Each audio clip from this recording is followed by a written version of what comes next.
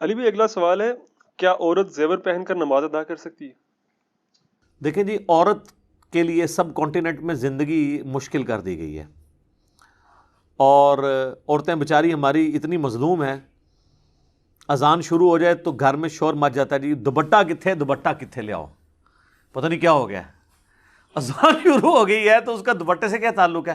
اگر کوئی نامحرم گھر میں نہیں آیا، اور فرشتے نامحرم نہیں ہیں، وہ تو ان کی تو جنسی یہ نہیں ہے، ان سے تو آپ کو کوئی خطرہ نہیں ہے، آپ گھر میں ریلیکس بیٹھے تو بیٹھے رہیں۔ یہ آپ نے اپنی خود ایک ٹریڈیشن بنائی ہوئی ہے۔ ایون یہ بھی ٹریڈیشن ہے کہ واش روم میں سر ڈھانپ کے جانا۔ اچھا، تو جب غسل کرنے لگیں گے پھر کیا کریں گے؟ کوئی لاجیکل بات کریں، اس طرح نہیں ہوتا۔ تو وہ اتنی مشکل زندگی کر دیتے ہیں، وہ کہتے ہیں کہ جناب عورت جب جائے نا جی، اذان شروع ہو جائے تو فوراً دوپٹہ لے لے۔ ٹھیک ہے، ٹریڈیشنل آپ کریں، ہمیں کوئی اعتراض نہیں ہے، اس کو دین بنا کے آپ پیش نہ کریں۔ آپ کا اپنا ذاتی شغف ہے، جو مرضی کریں اور بنائیں، آپ اس میں چیزیں ایڈ کرتے جائیں، لوگوں کے لیے زندگی مشکل کرتے جائیں۔ اسی طریقے سے زیور کے بارے میں بھی لوگوں کے دماغ میں ہو سکتا ہے مت ہو، ادروائز زیور کا نماز کے ہونے یا نہ ہونے کے ساتھ کوئی تعلق نہیں ہے، بلکہ زیور پہن کے تو نبی علیہ السلام کی جو صحابیات تھیں وہ باقاعدہ نماز پڑھتی تھی۔ بخاری اور مسلم دونوں میں حدیث ہے، آپ عید والا چیپٹر نکال لیں، بخاری کا بھی مسلم کا بھی، کہ نبی علیہ السلام نے عید کی نماز پڑھائی، نماز پڑھانے کے بعد آپ علیہ السلام جو ہے وہ مردوں کی طرف گئے، ادھر اپیل کی آپ نے اللہ کی راہ میں خرچ کرنے کی، پھر عورتوں کی طرف آئے، وہاں پر آپ نے اپیل کی۔ حضرت بلال جو ہیں وہاں پہ وہ آپ سمجھ لیں چندہ اکٹھا کر رہے تھے اللہ کے لیے، اپنے محل بنانے کے لیے اور گاڑی خریدنے کے لیے نہیں، پامے تو چندے کا ثبوت کر لو اللہ کے لیے۔ تو اس میں بخاری مسلم دونوں میں الفاظ ہیں کہ عورتوں نے اپنے کانوں کی بالیاں، اپنے بازوؤں کے زیور، اپنے گلے کے ہار بھی اتار کے ڈال دیے۔ تو یہ حدیث اس بات کا ثبوت ہے کہ وہ عورتوں نے زیورات کے اندر نماز پڑھی تھی۔ اس کے لیے آپ کو امام حنیفہ کو فیکس نہیں کرنی پڑے گی، یہ بخاری مسلم دونوں میں حدیث کے طور پہ موجود ہے۔ یہ کوئی ایسا مسئلہ نہیں ہے جو آپ کو استنباط، اتنا موٹا لفظ بولتے ہیں استنباط، عام بندے کی اہلیت نہیں ہے وہ قرآن و حدیث سے ڈائریکٹ مسئلے نکال سکے۔ اور یقین کریں یہ ان لوگوں کو فالو کر رہے ہوتے ہیں جو قرآن و حدیث سے ڈائریکٹ مسئلے اچھل اچھل کے باہر نکل رہے ہوتے ہیں نا، ان کو سائڈ پہ کر کے ان کے اپوزٹ مسئلے بتا رہے ہوتے ہیں۔ ان کو یہ کہہ رہے ہوتے ہیں یہ ہمارے امام ہیں، ہمارے بزرگ ہیں، جو مسئلے خود اچھل کے کہہ رہے ہوتے ہیں کہ یہ مسئلہ ہمارا یہ ہے، وہ کہتے ہیں نہیں تو سائڈ پہ ہو جا۔ ہاں صحیح بخاری مسلم دونوں میں نہیں ہے کہ نبی علیہ السلام نے اپنی جو نواسی تھی امامہ، اس کو گود میں اٹھا کے نماز پڑھی، فرض نماز پڑھائی، اور جب آپ سجدے میں جاتے تھے سائد پہ بٹھا دیتے تھے، جب قیام میں آتے تھے اوپر اٹھا لیتے تھے۔ ٹھیک ہے، تو آپ فقہ حنفی کا مسئلہ اٹھا کے دیکھ لیں، وہ کہتے ہیں جناب آپ بچہ اٹھا کے نماز نہیں پڑھ سکتے۔ ہاں اسی پلیٹ فارم پہ آپ کو سنن نسائی اور مسند احمد کی حدیث ضرور سنائی جائے گی کہ نبی علیہ السلام جب سجدے میں جاتے تھے، حسن و حسین کندھے پر سوار ہوتے تھے تو نبی علیہ السلام نماز لمبی کر دیتے تھے۔ یہ وہ مزہ ویل کر رہے ہیں، اور وہ فرض نماز ہوتی تھی، جب تک وہ بچہ اترتا نہیں تھا آپ علیہ السلام سجدے سے سر نہیں اٹھاتے تھے۔ اور فقہ حنفی میں مسئلہ انہوں نے یہ لکھ دیا ہوا ہے در مختار کے اندر کہ اگر آپ بچہ اٹھا کے نماز پڑھتے ہیں تو آپ کی نماز باطل ہے۔ ہاں اگر آپ کتا اٹھا کے پڑھ لیں تو آپ کی نماز درست ہے، لیکن اس کا منہ آگے سے باندھ لیں، کہیں زبان نہ مار دے، کیونکہ اس کی تھوک ناپاک ہے۔ سر اس میں نا بزرگوں سے ریکویسٹ ہے وہ ایڈ کریں کہ منہ بھی باندھ لیں اور ایک پیمپر بھی پہنا دیں، ہو سکتا ہے نماز کے دوران وہ آپ کو تر و تازہ نہ کر دے اور الٹا نماز ہی جاتی رہے۔ یہ کون سا کتا ہے جس کو اٹھا کے نماز پڑھنے کی آپ کو ضرورت پیش آئی ہے؟ یعنی یہ اولیاء اللہ نے کتے پالے ہوئے تھے، اتنے شوقین مزاج تھے وہ کہ مطلب وہ کتے اٹھا کے نمازیں پڑھا کرتے تھے۔ یہ کون سے کتے ہیں؟ پالتو کتوں کو اٹھایا جاتا ہے نا، شکاری اور اسٹیشن کتا تو کسی نے اٹھا کے نماز نہیں پڑھنی نا۔ تو اسلام میں تو صرف آپ شکاری کتا رکھ سکتے ہیں یا حفاظت کے لیے۔ بخاری مسلم میں حدیث ہے کہ جس نے شکار یا حفاظت کے علاوہ، ریوڑ کی حفاظت یا گھر کی حفاظت کے علاوہ، وہ بھی باؤنڈری سے باہر کتا پالا تو روزانہ ایک قرات اجر اس کے نام مال سے کم ہو جائے گا، اور ایک قرات اود پہاڑ کے برابر ہے۔ کتے کے اوپر لادہ سے میرا ایک کلپ بھی ہے، وہ آپ دیکھ لیں، شکار کے اوپر آپ لکھیں ڈاگ پالنا، ریبیز کے بارے میں بھی جو ہلکے ہو جاتے ہیں. تو جب یہ صورتحال ہو تو وہاں پر جو مسئلے یعنی کلیئر کٹ قرآن و حدیث سے نکل رہے ہوتے ہیں نا، اس کو تو یہ سائڈ پہ کر دیتے ہیں اور کہتے ہیں استنباط. ان کا استنباط یہ ہوتا ہے کہ کلیئر کٹ نکل رہا ہے ایاک نعبد و ایاک نستعین. اب اس میں سے نکالنا یہ ہے کہ بابوں کو کیسے پکارا جائے. یہ بزرگوں نے خدمت کرنی ہوتی ہے اسلام کی. بہت کر لی خدمت، ان ریٹائر ہو جاؤ، ان زمانہ بدل گیا. مرنے سے پہلے اے مسلمہ کر لے اس پہ غور، کتابوں کا خدا اور ہے، بابوں کا خدا اور. تو عورت زیور پہن کے نماز پڑھ سکتی ہے. ٹھیک ہوگا جی. جزاک اللہ. علی بھائی اگلا سوال ہے، کیا نماز کی حالت میں عورت کے لیے سارے جسم اور سر کے بالوں کے ساتھ ساتھ ہاتھ اور پاؤں کو ڈھانپنا بھی ضروری ہے؟ اہل حدیث تھوڑی سختی کرتے ہیں اس مسئلے میں. ایک ویسے ضعیف روایت بھی ہے سنن ابی داؤد کے اندر پیش کی جاتی ہے، لیکن وہ روایت کمزور ہے، کہ بلکہ اس کو یہ بھی کہا جاتا ہے موقوفاً ہے ام سلمہ سے، لیکن پھر بھی اس کی سند کمزور ہے کہ عورت جو ہے وہ نماز کی حالت میں اس کا سطر یہ ہے کہ وہ اپنے پاؤں بھی ڈھانپے اگر وہ ایک چادر میں نماز پڑھ رہی ہے. تو یہ روایت تو کمزور ہے. بعض باقی روایتیں ایسی ملتی ہیں جس کی بنیاد پہ لوگوں نے یہ مسئلہ نکالا ہے. باقی امت کا اجماع اس پہ نہیں ہے. امت کا اجماع اس میں یہ ہے کہ چہرے کی ٹکیا، دونوں ہاتھ اور ٹخنوں سے نیچے والے پاؤں. عورت ٹخنوں سے اوپر نہیں کر سکتی، تہمد یا پینٹ یا اپنا پجامہ یا شلوار، اس نے ٹخنوں سے نیچے کرنا ہے. مرد نے اوپر رکھنا ہے. ابو داؤد میں حدیث ہے کہ ٹخنوں سے نیچے ہو تو نماز نہیں ہوتی اس کی. تو یہ وہ چیزیں جن کا قرآن میں سورہ النور کے اندر ذکر ہے، سورۃ العذاب میں، کہ یہ چیزیں وہ ہیں جو خود بخود ظاہر ہو جاتی ہیں، چہرے کی ٹکیا اور یہ اور یہ بھی اس صورت میں جب آپ محرم کی موجودگی میں نماز پڑھ رہے ہیں یا عورتیں عورتوں والی سائڈ پہ نماز پڑھ رہی ہیں. اگر مردوں کے ساتھ مکس گیدرنگ والا معاملہ ہے تو اگر تو یعنی مرد جو ہیں وہ صحابہ کرام ہوں اور عورتیں پیچھے نماز پڑھتی ہوں اور صحابہ کرام مڑ مڑ کے پیچھے تو نہیں ظاہر دیکھیں گے، تو پھر وہاں پہ تو عورت چہرہ کھلا رکھ کے بھی نماز پڑھ سکتی ہے. جس طرح ہم کہتے ہیں نا کہ وہ نبی علیہ السلام نے، اور وہاں اسی بخاری مسلم میں حدیث میں موجود ہے، نبی علیہ السلام فرمایا جب تک مرد سر نہ اٹھا لیں عورتیں سر نہ اٹھائیں، کیونکہ کپڑے بیچاروں کے مختصر ہوتے تھے، بعض کا شرمگاہ نظر آ جاتی تھی. تو حضور علیہ السلام نے یہ نہیں حکم دیا. جہاں اتنی غربت یہ سارا کچھ ہو، اللہ کے نبی کے پیچھے نماز پڑھ رہا ہو بندہ، تو ان چکروں میں تو نہیں پڑے گا نا وہ. تو اب تو خیر میں سمجھتا ہوں زیادہ بہتر معاملہ ہے کہ عورتوں کی جگہ ہی نماز کے لیے الگ بنی ہوتی ہے. وہاں پہ تو پھر کوئی ایسا سلسلہ نہیں ہے، سوائے اس کے کہ سی سی ٹی وی کیمرے نہیں ہونے چاہیے. وہاں پہ بھی کوشش بچنے میں ہی عافیت ہے. بعض اوقات انہوں نے کیمرے بھی لگائے ہوتے ہیں علماء نے امت کے وسیع تر مفاد کے لیے، تو وہاں پہ تو نہیں ہونے چاہیے کیمرے. اسی لیے میں کہتا ہوں مسجدوں میں اعتکاف کو بھی اوائڈ کریں، عورتیں گھروں میں ہی کریں اجتہاداً، کوئی مسئلہ نہیں ہے. کیونکہ اس طرح کے ایشوز پھر بڑی دور تک چلے جاتے ہیں، کئی ایک چیزیں پھر سامنے آنا شروع ہو جاتی ہیں، مسئلے خراب ہو جاتے ہیں. اس لیے عورتیں جو ہے نا وہ اپنے معاملات کو بڑا دیکھ سنبھل کے چلیں. باقی پاؤں اگر وہ ڈھانپ لیتی ہیں تو ٹھیک ہے، کوئی حرج نہیں ہے، لیکن یہ ان کے سطر کا حصہ نہیں ہے. جس طرح مرد کا سطر نماز کے لیے ناف سے لے کے گھٹنوں کے نیچے تک ہے، بشرطے کہ قمیض نہ ہو، ورنہ وہ بخاری میں حدیث ہے کہ اس شخص کی نماز نہیں ہوتی جب تک اس کا کچھ حصہ کندھے پر نہ ہو. تو وہ 2 چادروں میں آپ نے نماز پڑھنی ہے، ایٹ لیسٹ 2 چادریں. نہ ہو تو پھر تو تہمت بھی کافی ہے. تہمت بھی نہ ہو تو آپ فقہ حنفی سے رابطہ کریں، جس میں لکھا ہوا ہے کہ ایک جنگل ہے، اس میں 12 بندے ہیں، 12 ہی ننگے ہیں، تو امامت کون کروائے گا؟ اور پھر وہ کہتے ہیں جی دیکھیں جی یہ کس حدیث میں مسئلہ آیا ہے. ٹھیک ہے، اب اندازہ کریں آپ ایک مسئلے خود بناتے ہیں اور پھر حدیثوں کا مذاق اڑاتے ہیں. اس طرح کے تو کئی مسئلے میں نے آپ کے بزرگوں کے نکالے ہیں، ان کو نہیں پتہ. مجھے بتائیں کس بزرگ کی کتاب میں کینگرو کا مسئلہ لکھا ہے، پرانے بزرگ کے، کہ کینگرو حلال ہے یا حرام؟ زرافہ، ان بیچاروں کو تو ان جانوروں کا پتہ بھی نہیں تھا، تو اب میں ان کا مذاق اڑانا شروع کر دوں گا؟ اجتہاد ہی تو اسلام کی خوبصورتی ہے. قیامت تک آپ نے حالات و واقعات کو دیکھ کے کسی رزلٹ تک پہنچنا ہے. تو یہاں پر بھی یعنی اجتہاد کے معاملے کے طور پہ چیزوں کو دیکھا جائے گا. عورتیں جو ہیں وہ بہتر تو یہ ہیں کہ جب وہ محرم میں ہوں تو پھر تو ٹھیک ہے، ادروائز اگر کسی ایسی اوپن جگہ پہ نماز پڑھ رہی ہیں جہاں پہ غیر محرم کی نظر پڑ سکتی ہے تو اس میں وہ چہرے کا بھی نقاب کرے. البتہ پاؤں کو ڈھانپنا یہ ضروری نہیں ہے.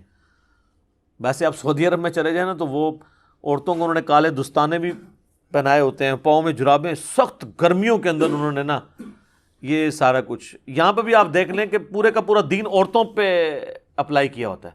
میں نے کئی یعنی لوگ دیکھے ہیں جو خود انہوں نے داڑھیاں بھی نہیں رکھی ہوئی ہیں اور عورتوں کو سر سے لے کے پاؤں تک انہوں نے نا ہر چیز چھپا کے رکھی ہوئی ہے, ایون کالی اینکیں بھی لگائی ہوتی ہیں آنکھوں کے پردے کے لیے بھی. میرا خیال ہے اپنے حصے کا اسلام بھی تقریباً جو ہے نا آدھا انہی کے اوپر ہی ڈال دیا ہوتا ہے. ہم تو نہیں کر سکتے تو عورتوں کے لیے جو ہے نا زندگی مشکل کریں. تو اگر کوئی عورت لمبا کوئی اس طرح کا پہننا چاہتی ہے ضرور کرے, لیکن یہ اوبلیگیٹری نہیں ہوگا. قرآن میں واضح یعنی موجود ہے کہ وہ چیزیں جن کے لیے چھپانا یعنی ایک عام حالت میں بھی یہ کھلی رہتی ہیں چیزیں. تو چہرہ جو ہے بہرحال اس میں احتیاط کرنی چاہیے اگر غیر محرم کے سامنے. اگر گھر میں ہے تو پھر آپ کوئی مسئلہ نہیں. البتہ یہ حدیث ہے سنن نبی داؤد کے اندر, نبی صلی اللہ علیہ وآلہ وسلم نے فرمایا کہ جب عورت بالغہ ہو جائے تو اللہ تعالیٰ ننگے سر اس کی نماز قبول نہیں کرتا. نابالغ چھوٹی بچی ہے تو وہ ننگے سر بھی نماز پڑھ سکتی ہے, بالغہ عورت ننگے سر نماز نہیں پڑھ سکتی. اور ننگے سر کا مطلب اس کا سر پورا, اس کے بال ڈھانپے ہوئے ہوں اور ایسی چادر اس کے اوپر ہو جس میں سے بالوں کی سیاہی بھی باہر نہ چمکے, کیونکہ جسم چھپایا جاتا ہے نا, کپڑا تو اسی مقصد کے لیے پہنا جاتا ہے. اگر آپ اتنا باریک کپڑا پہن لیں کہ جسم نظر آئے تو وہ تو آپ کا ستر نہیں ہے. جس طرح آج کل بہت کاٹن کے باریک اگر کپڑے آپ نے سفید رنگ کے پہنے ہوئے ہوں تو جسم اندر سے نظر آ رہا ہوتا ہے, کالے ہوں تو پھر بھی پردہ رہ جاتا ہے, یا کوئی ڈارک کلر کے اس میں بھی کوشش کرنی چاہیے موٹا کپڑا. اس طریقے سے اگر باریک دوپٹہ سر پہ اوڑھا ہوا ہے, ویسے عورتوں کو یہ بات پتہ ہے وہ ڈبل ٹرپل کر کے اوڑھ لیتی ہیں, بال نکلے ہوئے نہ ہوں. بالغہ عورت ہے تو اس کی نماز قبول نہیں ہوگی اگر ننگے سر وہ نماز پڑھ رہی ہے. اچھا, اس کو مس یوز بھی کیا گیا ہمارے لوگوں نے نا پردے کی ترغیب دلانے کے لیے. میں نے خود ایسی پوسٹیں دیکھی ہیں فیس بک پہ جن پہ لکھا ہے کہ جو عورت ننگے سر رہتی ہے اللہ اس کی نماز ہی قبول نہیں کرتا. اس کو اس رنگ میں بدل دیا, حالانکہ وہ الفاظ یہ تھے کہ جب عورت بالغہ ہو تو ننگے سر نماز قبول نہیں ہوتی, یعنی نماز کی حالت میں اس کا سر ننگا نہیں ہونا چاہیے. یہ اسی طریقے سے وہ جیسے صحیح بخاری میں حدیث ہے نا, اس کا ترجمہ بھی انہوں نے غلط کیا ہوا ہے کہ سب سے بہتر وہ ہے جس کی سب سے زیادہ بیویاں ہوں. صحیح بخاری کی حدیث. سر قرآن میں تو لکھا ہوا ہے کہ یہ صرف اجازت ہے 2 3 یا 4 تک, اور پھر اللہ تعالیٰ نے فرمایا اگر خدشہ ہو انصاف نہیں کر سکو گے تو 1 پہ اکتفا کرو. قرآن میں تو 1 کو پریفریبل کہا گیا ہے, زیادہ کی اجازت ہے.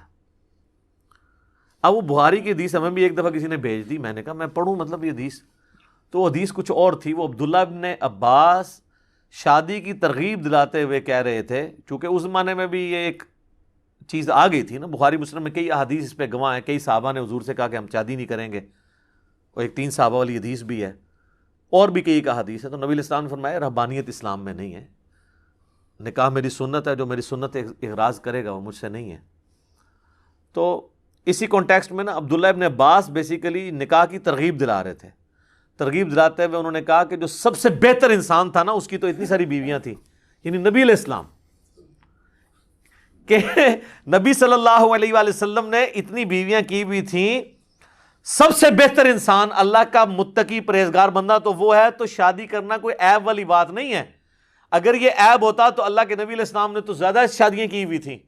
جو مخلوق میں سب سے بہتر تھا یعنی رسول اللہ افضل الخلق, اس کا انہوں نے ترجمہ اس طرح کنورٹ کر دیا کہ سب سے بہتر وہ ہے جس کی سب سے زیادہ بیویاں ہوں. تو وہ ہم تھوڑی سی عقل اپنی بھی استعمال کر لیا کریں کہ یہ ترجمے کس طریقے سے کس طرف لے کے جائے. اور بعض کا ایسے ہو جاتا ہے تھوڑا سا وقف کرنے سے رکنے سے, اٹھو مت بیٹھو, اگر آپ اٹھو مت کے اوپر رک جائیں تو اس کا مطلب ہے اٹھو مت بیٹھ جاؤ, اور اگر آپ نہ رکیں تو اٹھو پہ رک جائیں, اٹھو مت بیٹھو تو اس کا مطلب ہے اٹھ جاؤ. ایک ہی جملہ ہے, تھوڑی سی اس کی ٹون بدلنے سے, وقت کرنے سے, بدلنے سے کیا بن جاتا ہے. تو وہ لوگ اپنے اپنے مطلب اس میں سے نکال لیتے ہیں. تو اس طرح حدیث کے اندر جو ہے وہ یہی ہے کہ جو بالغہ عورت اس کے ننگے سر نماز نہیں ہوتی، اس کو سر ڈھانپ کے نماز پڑھنا پڑے گی. یہ اس کا مطلب ہے. واش روم جانے کے لیے بھی سر ڈھانپنا کوئی ضروری نہیں ہے، غسل کرنے کے لیے بھی سر ڈھانپنا کوئی ضروری نہیں ہے. عام حالت میں عورت اپنے گھر میں ریلیکس رہنا چاہتی ہے، اس کو کسی بھی صورت میں اس طرح کے اضافی کپڑے رکھنے کی ضرورت نہیں ہے اگر کسی غیر محرم کی اس پہ نظر نہیں پڑ رہی. البتہ بعض یعنی جسم کے حصے وہ ہیں جو آپ محرم سے بھی سوائے اپنے خامند کے اس کو لوگوں پہ ایکسپوز نہیں کریں گے. اس لیے قرآن میں آنا ہے کہ ایک اضافی چادر سینے پہ رکھنی ہے، اور عورتیں رکھتی ہیں، گھروں میں بھی رکھتی ہیں عام حالت میں بھی، وہ اپنی جگہ. میں بات کروں چہرہ کھلا ہونے کے، یا ایون ایک عورت اپنے باپ کے سامنے آتی ہے، اس نے ویسے دوپٹہ لیا یا دوپٹہ اس کا گر گیا، بال ظاہر ہوئے ہیں، تو اس کے باپ کے لیے تو وہ پردہ نہیں ہے اس کے بالوں کے ساتھ. باپ بیٹی کا تو رشتہ بہت عظیم ہے، ٹھیک ہے، تو وہ معاملہ بالکل الگ ہے. تو اس طرح چیزوں کو مکس کرنے کی ضرورت نہیں ہے. ٹھیک ہو گیا جی، جزاک اللہ. علی بھائی اگلا سوال ہے، کیا نماز کے لیے عورت پر بھی جوڑا کھولنا ضروری ہے جیسا کہ مردوں کے لیے بالوں اور کپڑوں کو سمیٹنے کی ممانعت آئی ہے؟ بخاری مسلم میں حدیث ہے، نبی علیہ السلام نے فرمایا کہ کوئی بھی نماز کی حالت میں نہ تو اپنے بالوں کو سمیٹے اور نہ کپڑوں کو. یہ ودن نماز ہے، اس چیز کو نبی علیہ السلام نے ناپسند فرمایا. اس کی وجہ سے محدثین نے پھر شرح یہ کی ہے کہ اصل میں نبی علیہ السلام کی خواہش ہے کہ جو بندہ سجدہ کرے تو اس کے بال بھی عاجزی کے طور پہ جا کے سجدے میں گریں. اگر اس نے سر پہ کوئی ٹوپی نہیں پہنی ہوئی ہے تو اس کا جوڑا نہ باندھے، یا پگڑی پہنی ہے، ٹوپی پہنی ہے، پھر تو خود بخود بال نہیں جا کے گریں گے. جوڑا کرنے کی نماز کی حالت میں اجازت نہیں ہے. ویسے اگر کوئی مرد جوڑا کر لیتا ہے کوئی حرج نہیں ہے، لیکن وہ کندھوں سے اوپر اس کے بال ہونے چاہیے، اس سے نیچے رہو. بال کو سمیٹنے کے لیے آپ جیل بھی لگا سکتے ہیں، صحیح بخاری میں موجود ہے، مسلم میں اما عائشہ کہتی ہیں کہ نبی علیہ السلام کے بالوں کو میں گوندا کرتی تھی، اس وقت گوند استعمال ہوتی تھی، بال بہت گھنے تھے تو چپکا دیا کرتی تھی بالوں کو، ایک جگہ سیٹ رہے. تو رکھ سکتے ہیں آپ. یہ جو جوڑے والا معاملہ ہے نا کہ عورت جوڑا یعنی کھولے اور بالوں کو سیدھا کر کے نماز پڑھے، یہ جوڑے میں پڑھ سکتی ہے، بالکل پڑھ سکتی ہے. اپنے گھر میں پڑھ رہی ہے تو بالکل ٹھیک ہے. رہا پبلک پلیس کے اوپر اس طرح کا جوڑا بنانا کہ وہ سر پہ اس طرح ابھرا ہوا باہر سے نظر آئے، جس طرح کئی عورتیں جو ہیں وہ اپنے بالوں کو نمایاں کرنے کے لیے، اپنے جسم کے نمائش کے لیے حرکت کرتی ہیں، وہ تو غلط ہے. وہ تو صحیح مسلم میں حدیث ہے نا کہ نبی علیہ السلام نے فرمایا کہ 2 اس قسم کے جہنمی ہیں جن کا عذاب میں نے بھی نہیں دیکھا، اتنا سخت عذاب ہے.